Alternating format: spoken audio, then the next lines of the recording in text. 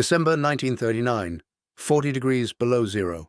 A single Finnish soldier lies motionless in the snow, his white camouflage making him invisible against the frozen landscape. Through iron sights, he watches a Soviet patrol approach.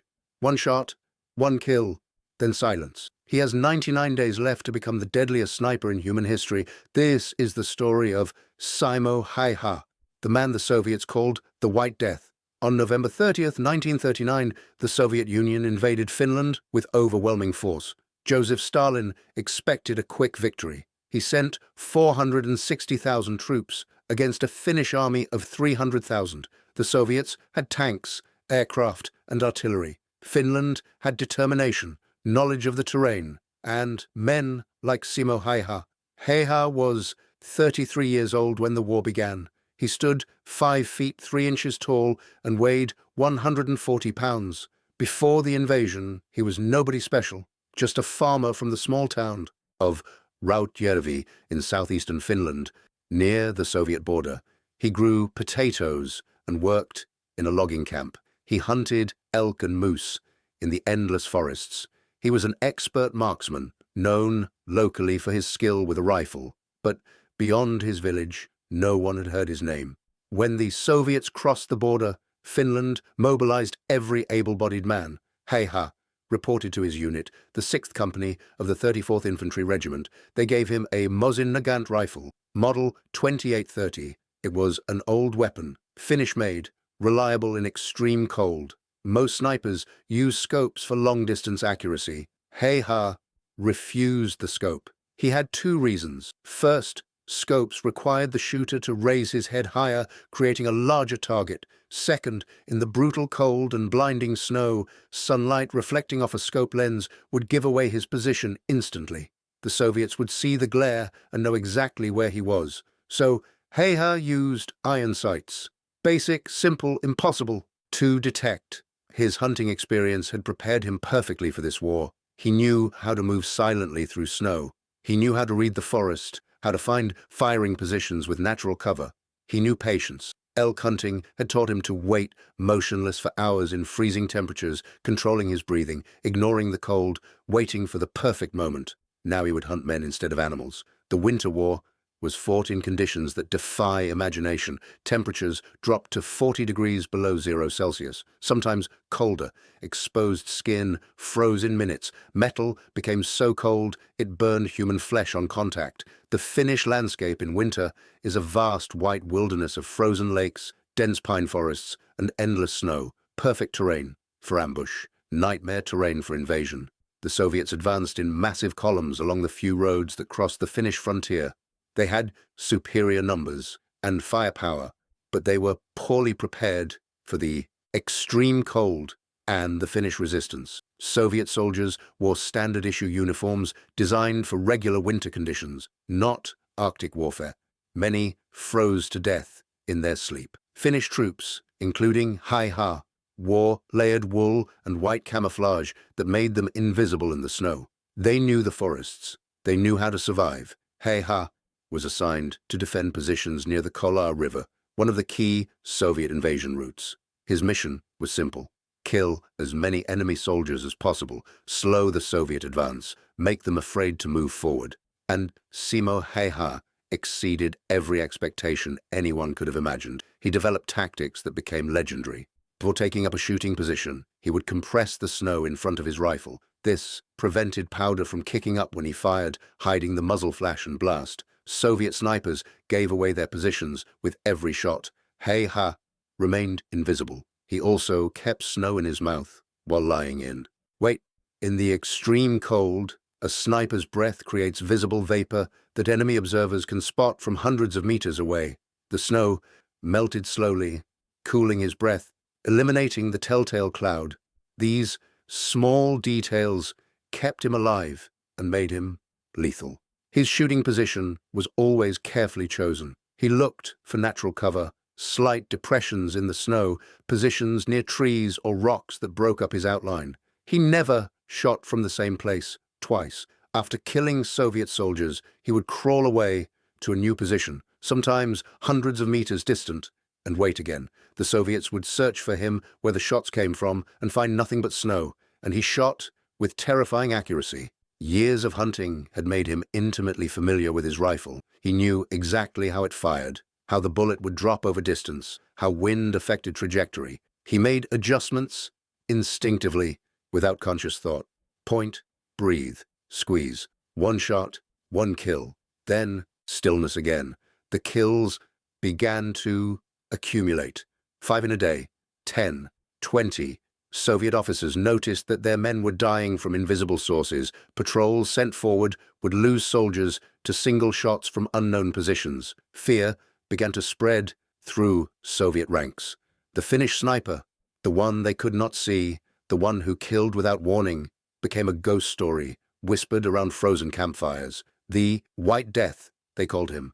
Valkoinen kuolema in Finnish, Belaya smert in Russian.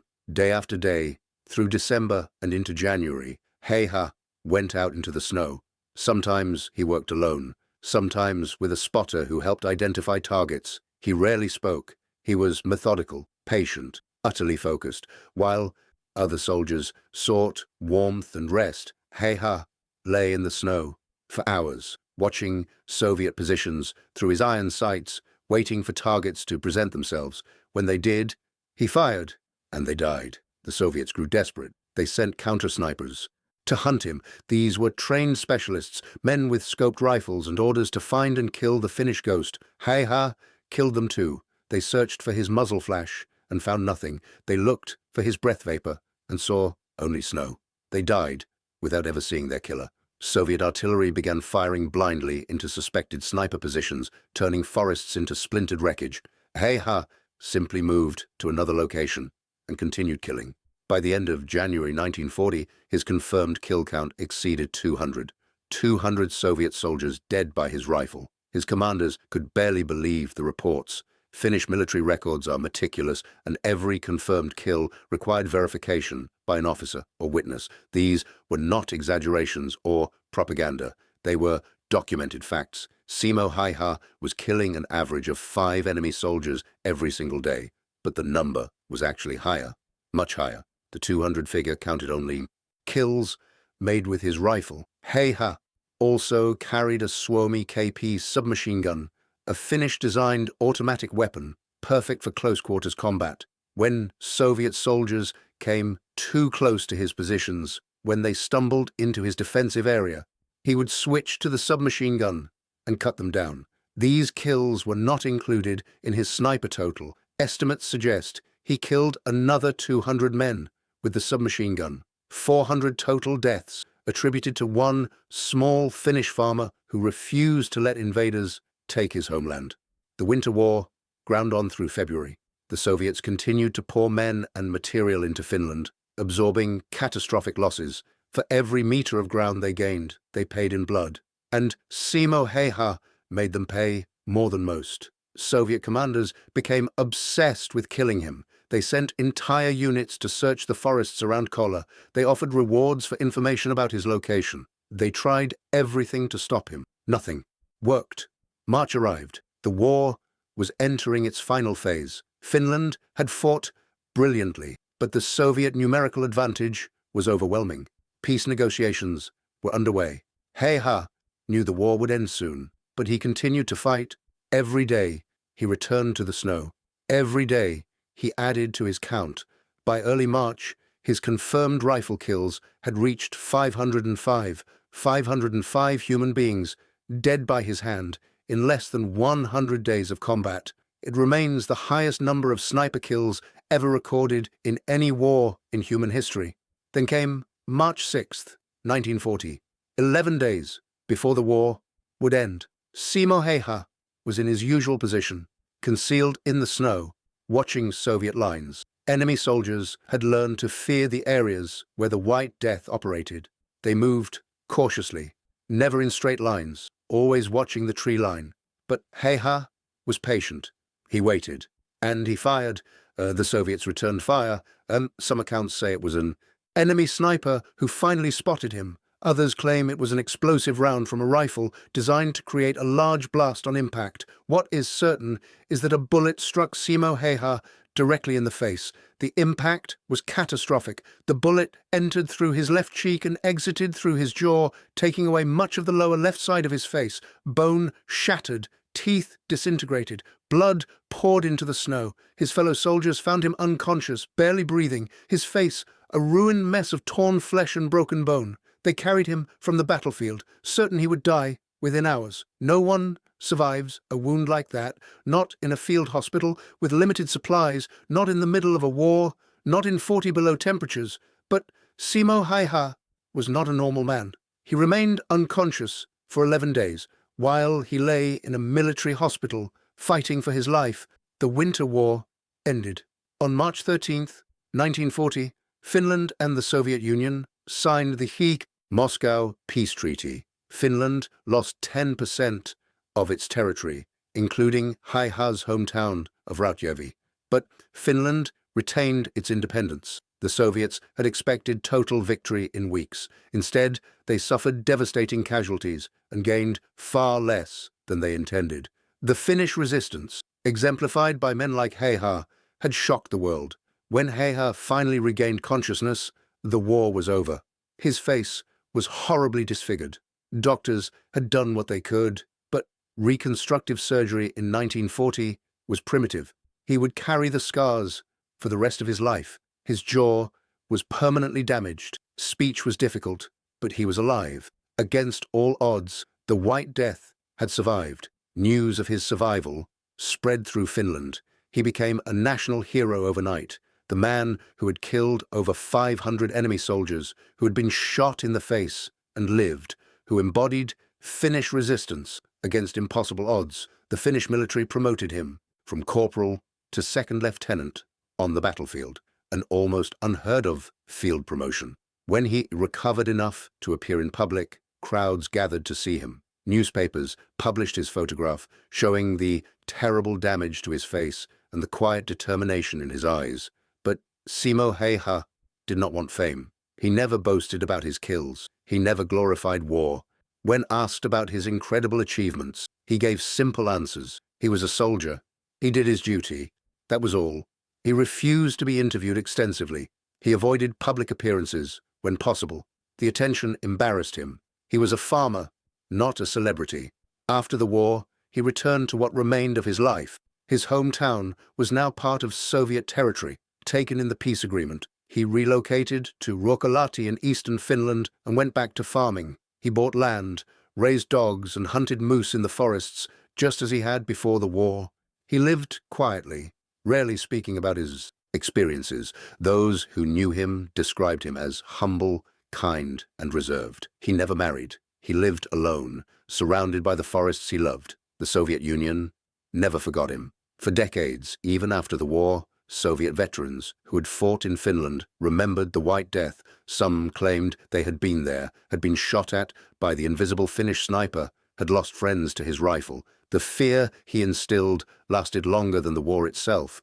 In Soviet military academies, his tactics were studied. His use of natural camouflage, his breath control, his patience, these became textbook examples of snipercraft. The enemy he had terrorized now taught their soldiers to be like him. As years passed, Häyhä's legend grew. Military historians recognized his achievements as unparalleled. 542 confirmed kills in 100 days. The math is staggering.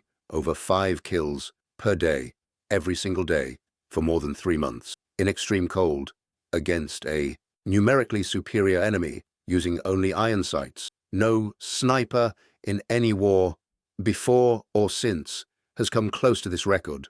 American sniper Carlos Hathcock, legendary in the Vietnam War, had 93 confirmed kills over his entire career. Soviet sniper Vasily Zaitsev, immortalized in films, had 225. Simo Häyhä killed more than both of them combined in a fraction of the time.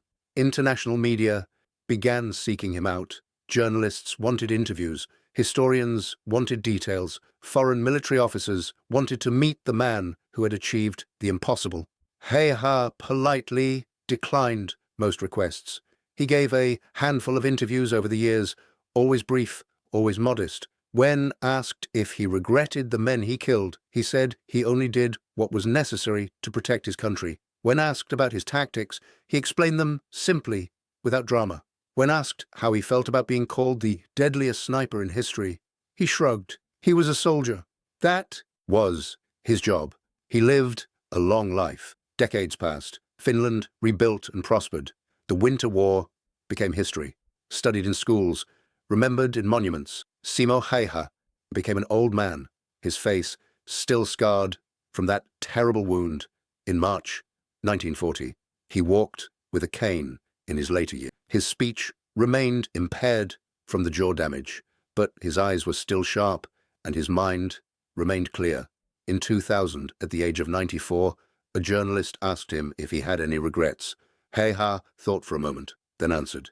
He regretted that his country had to fight at all. He regretted the necessity of killing, but he did not regret defending Finland. If he had to do it again, he would, without hesitation. Simo Häyhä died on April 1st, 2002. He was 96 years old. He passed away peacefully in a veterans' nursing home in Hämeenä, Finland. His death made international news. Obituaries appeared in newspapers around the world. Military historians mourned the loss of a living legend. Finland honored him with a state funeral. Hundreds attended, including veterans who had served with him, soldiers who had heard his story and been inspired, and ordinary citizens who understood what he represented. He was buried in his home region, in the forests he had defended so long ago. A simple grave, as he would have wanted. No grand monument, no elaborate memorial, just a stone marking the resting place of a farmer who became a soldier, who defended his homeland against overwhelming odds, who killed more enemy combatants than any sniper in history, and who survived to live a quiet, humble life. The story of Simo Häyhä is more than military history. It is a testament to what one individual can achieve when defending something worth protecting. A small man, poorly equipped, facing a superpower's army in the worst conditions imaginable. He should have died in the first days of combat. Instead, he became a legend. The White Death, the ghost in the snow, the farmer who saved his nation, one shot at a time. His tactics are still taught in military sniper schools worldwide. His patience, his discipline, his understanding of camouflage and terrain, these principles remain fundamental to sniper warfare. Modern snipers, with advanced optics and technology far beyond what Häyhä possessed, study his methods and marvel at what he accomplished with so little. But perhaps the most remarkable aspect of Simo Häyhä's story is not the number of men he killed, it is what he did after the killings stopped. He did not let war define him. He did not become bitter or broken. He returned to the land, to the simple life he had known before, and he lived with quiet dignity for 60 more years. He proved that even in the darkest circumstances, even when forced to become an instrument of death, a person can retain their humanity. In the frozen forests of Finland, in the terrible winter of 1939 and 40, a small farmer with iron sights and unshakable resolve changed the course of history. The Soviets came with tanks and planes and 500,000 men. Simo Häyhä came with a rifle and the determination to protect his home. When the war ended, the Soviets had lost over 126,000 dead. Finland lost 25,000, and one man, standing 5 feet 3 inches tall, had personally accounted for over 500 of those enemy deaths. The White Death is gone now, resting in the Finnish soil he defended. But his story endures, a reminder that courage is not measured in size or strength, that one person in the right place, with the right skills and the will to act, can make a difference that echoes through generations, that even in war there can be honor, and that the deadliest weapon's not the rifle, but the man who carries it. 40 degrees below zero, 100 days, 542 confirmed kills, one survivor. This was Simo Häyhä, the White Death, the greatest sniper who ever lived.